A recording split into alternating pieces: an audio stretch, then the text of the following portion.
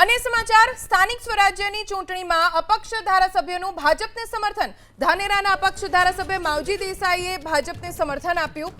માવજી દેસાઈ બનાસકાંઠા જિલ્લા તાલુકા પંચાયતમાં ભાજપના ઉમેદવારનો પ્રચાર કરશે। એપીએમસીના ચેરમેન માવજી દેસાઈએ માલધારી સમાજ સહકારી ક્ષેત્રમાં તેઓ મોટું નામ ધરાવે છે।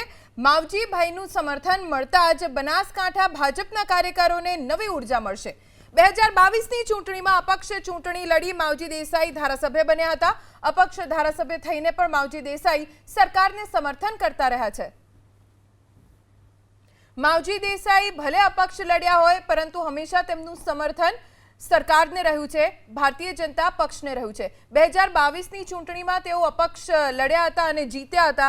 જો કે એ વખતે પણ માવજી દેસાઈએ ટિકિટની માંગ કરી પરંતુ ટિકિટ ન મળતા અપક્ષ ચૂંટણી લડ્યા અને જીત્યા। અને હવે જ્યારે સ્થાનિક સ્વરાજ્યની ચૂંટણી આવી રહી છે ત્યારે માવજી દેસાઈએ ભાજપને સમર્થન આપ્યું છે। મોટું નામ છે બનાસકાંઠા જિલ્લાનું।